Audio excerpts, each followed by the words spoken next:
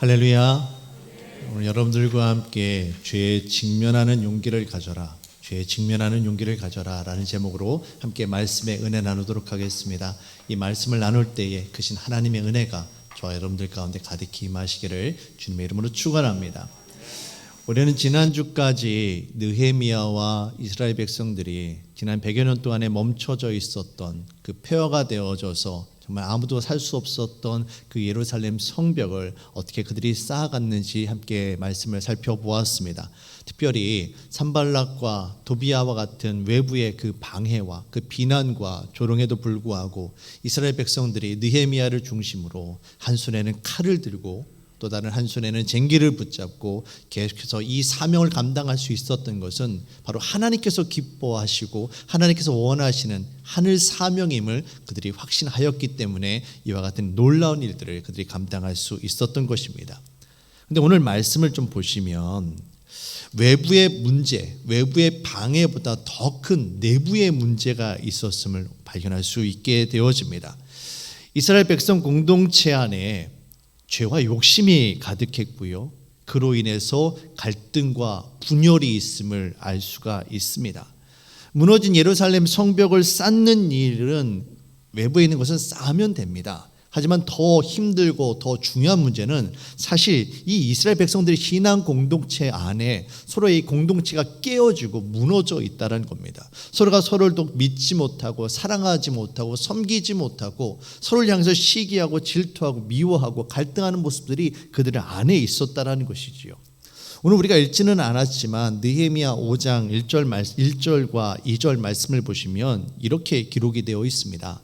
그때에 백성들이 그들의 아내와 함께 크게 부르짖어 그들의 형제인 유다 사람들을 원망하는데 어떤 사람은 말하기를 우리와 우리 자녀가 많으니 양식을 얻어먹고 살아야 하겠다 하고, 백성들이 아내와 함께 느헤미야를 찾아와서 불평을 하는 겁니다. 우리가 힘들다라는 거예요.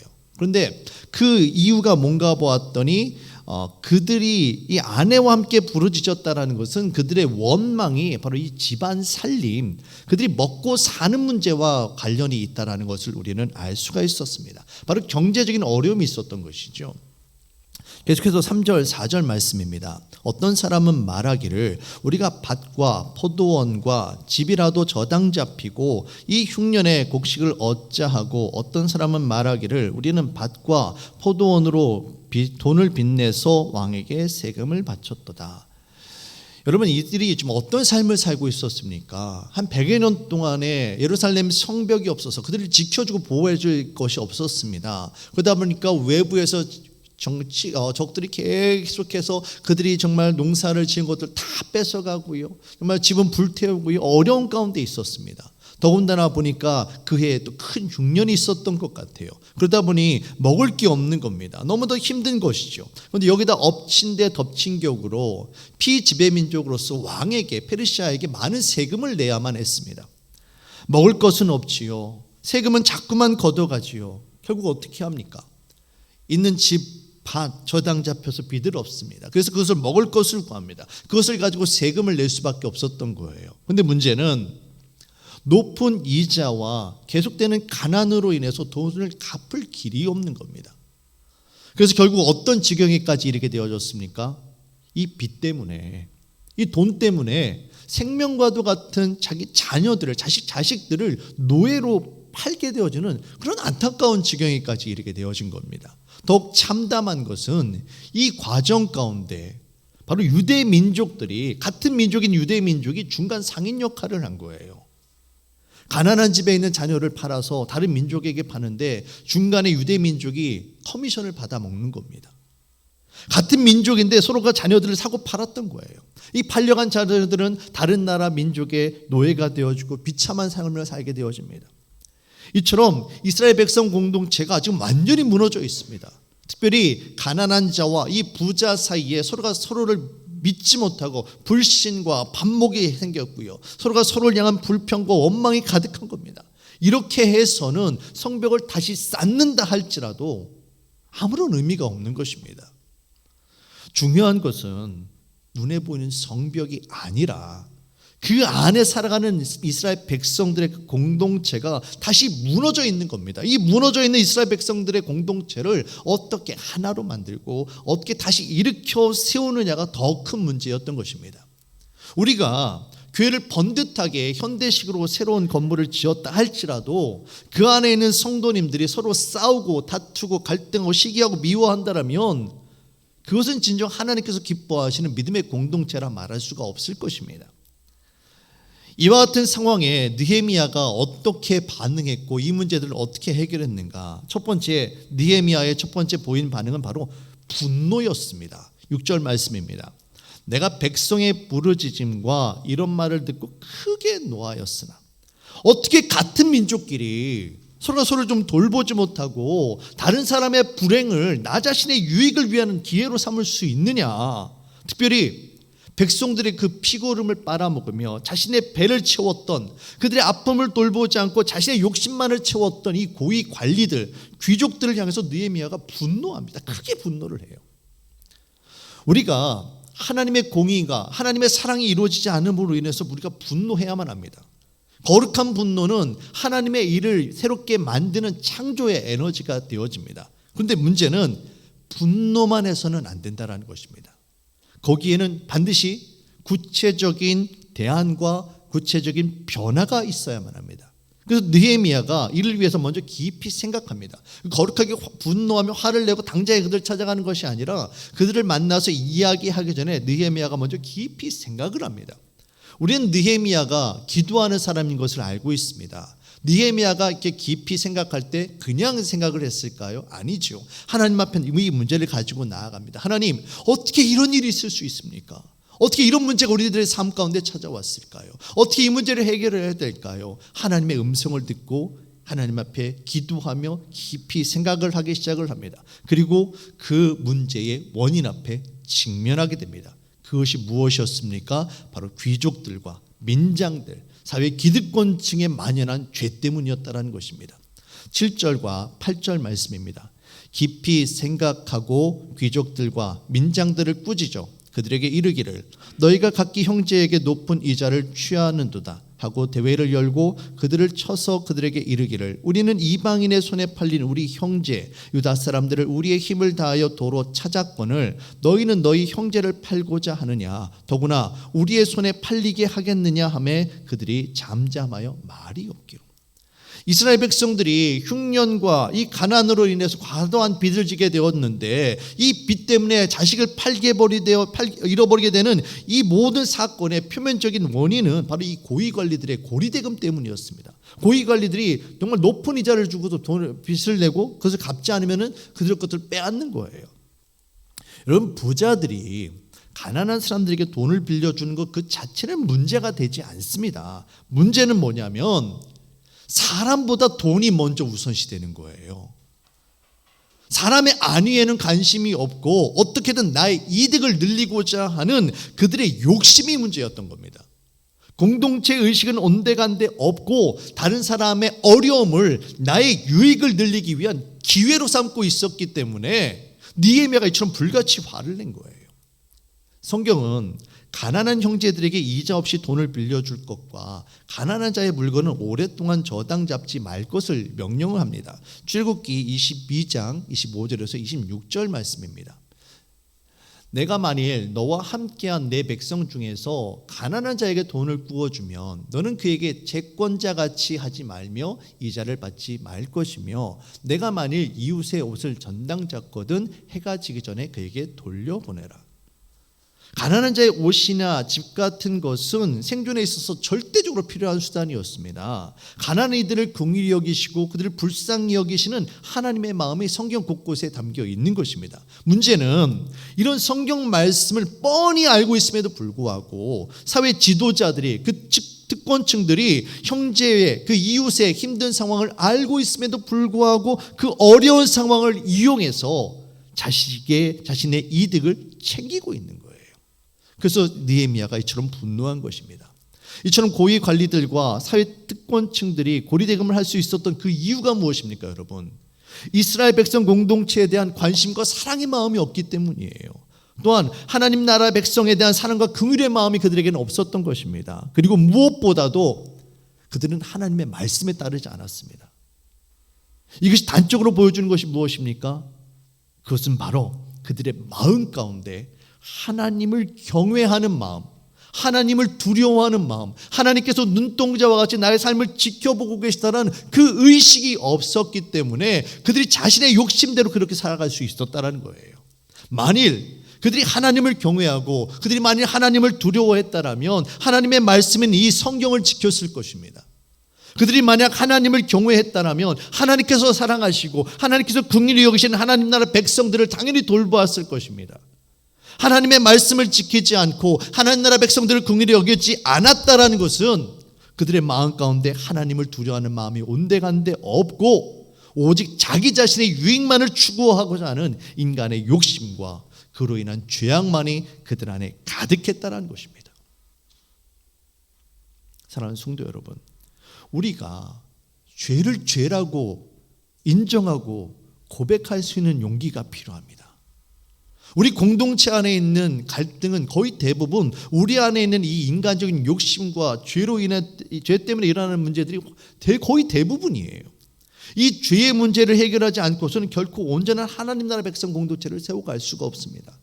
우리가 다른 사람들을 향해서 당신 죄인이다 말하기 이전에 내 안에 있는 이 인간적인 욕심과 죄의 문제를 반드시 해결해야 된다는 것입니다.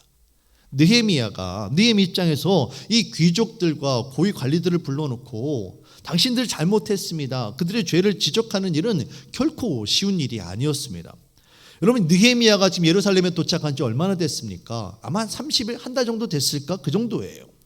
자기 기반이 튼튼하지 않은 느헤미야 입장에서 이 유대 사회의 기득권층을 적대시한다라는 것, 그들의 잘못을 지적한다라는 것 결코 쉬운 일이 아닙니다. 뿐만 아니라 이 고위 관리들의 대표, 지금 예루살렘의 총독이 누구입니까? 느헤미야 자기 자신이에요. 이 고위 관리들은 느헤미야가 데리고 있는 자기 자신, 자기의 부하들인 거예요. 그들의 죄는 바로 느헤미야 자기의 책임이었던 겁니다. 그들의 죄는 다른 누구의 죄가 아니라 바로 나 자신 느헤미야의 죄였던 거예요. 느헤미야는 어떻게 사람들로부터 내가 계속 인기를 얻을 수 있을까, 어떻게 하면 나에게 유익이 되어질까, 이런 것들을 생각하는 것이 아니라 과연 하나님께서 기뻐하시는 일은 무엇일까, 하나님 보시기에 옳은 일은 무엇인가, 내 안에 하나님께서 기뻐하시지 않는 죄악된 것은 무엇이 있는가, 그것들을 바라보았다는 것입니다. 이처럼 죄 앞에 직면하는 믿음의 용기가 있었기 때문에 느헤미야가 이 고위 관리들과 그 귀족들 앞에 그처럼 당당하게 설 수 있었던 것이고, 느헤미야가 이처럼 하나님을 경외하는 사람이었기 때문에 느헤미야를 통해서 하나님의 놀라운 역사가 일어날 수 있었다는 것입니다. 그런데 참 감사한 것은 이와 같은 느헤미야의 이 부르짖음에 이 귀족과 관리들이 회개함으로 응답을 합니다. 아무 말 못하는 거지요. 하나님의 말씀이 옳은데요. 그리고 그들이 정말 느헤미야 말처럼 이작 맞는 것을 그만두고요, 그 가난한 사람들이 급한 대로 살아갈 수 있도록 그들이 구워준 것에 더해서 100분의 1을 더 돌려줄 것을 이야기합니다. 만약에 1,000만 원을 구워줬으면 한 10만 원을 주는 거예요. 그러면은 급한 대로 그것 통해서라도 살아갈 수 있다는 것이지요. 이와 같은 느헤미야의 부름에 그 지도자들이 자신의 이권을 포기하며 믿음으로 반응을 합니다.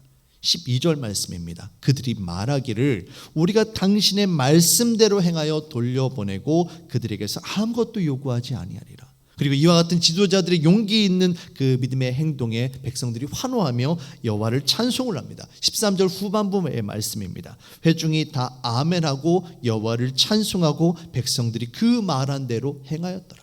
느헤미야를 비롯해서 지도자들이 자신의 죄를 회개하고 고백하고 백성들을 향해서 자신들이 할 수 있는 것들을 하게 되어지자 드디어 백성들이 한마음이 되어지고 회복되어졌음을 우리가 알 수 있는 것입니다.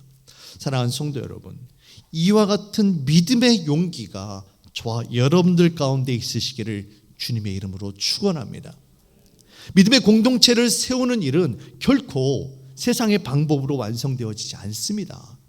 교회는 하나님 나라 백성 공동체입니다. 하나님의 뜻이 우리들의 삶 가운데 이루어지기를 위해 기도하며 이와 같은 하나님의 나라를 완성하기 위해서 날마다 나 자신을 쳐서 십자가에 복종시키고 예수 그리스도의 그 말씀을 따라 살아가는 사람들이 바로 예수님의 제자인 바로 우리들입니다. 우리가 바로 교회이고 하나님의 말씀이 우리의 삶을 통해서 이루어져야만 하는 것입니다.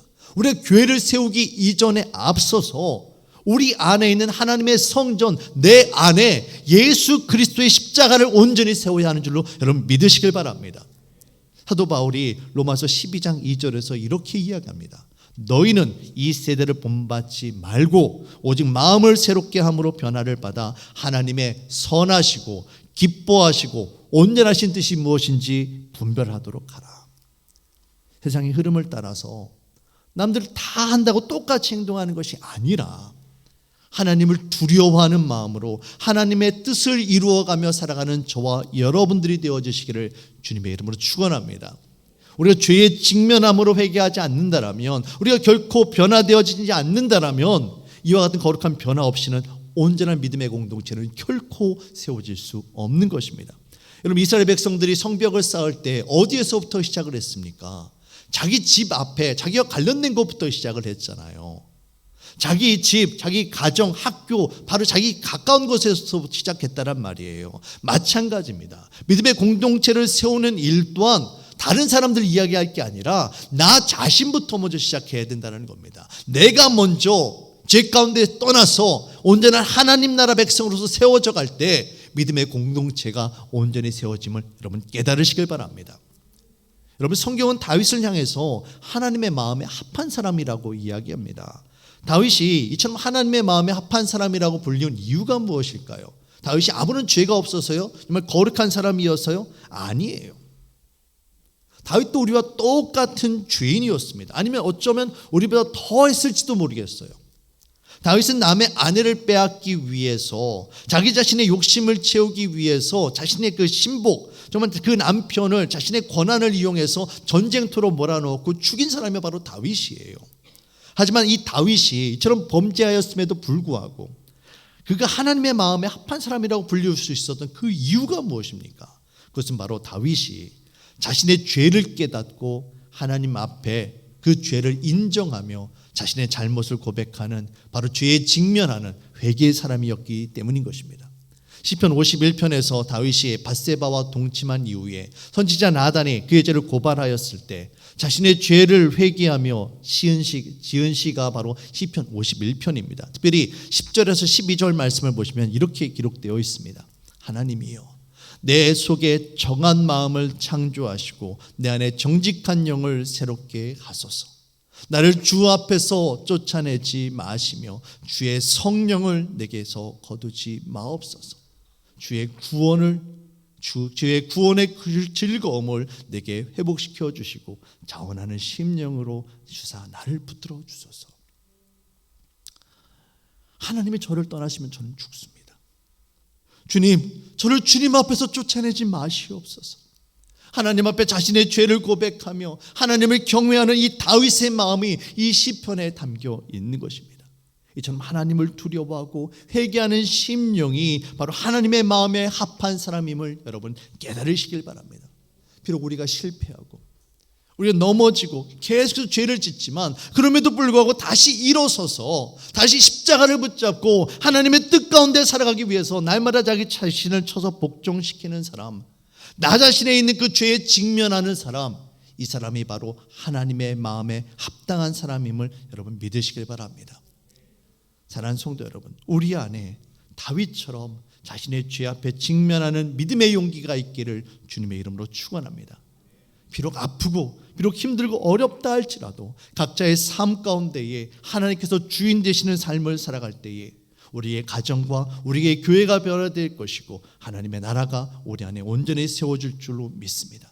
사랑하는 성도 여러분, 주의 은혜가 우리 안에 가득히 임하길 원합니다. 내가 먼저 용서받은 그 죄인으로서 나 다른 사람들을 바라보면서 그 안에 있는 죄악들을 바라보면서 함께 끌어안고 함께 아파안고 하나님의 뜻이 우리 안에 이루어질 수 있도록 우리 하나님을 두려워하는 마음으로 섬겨 나아갈 때 우리 믿음의 공동체가 온전히 세워져 갈 것입니다. 오늘도 죄에 직면하는 용기를 가지고 믿음의 공동체를 온전히 세워가는 저와 여러분들이 되어주시기를 주님의 이름으로 축원합니다. 기도하겠습니다.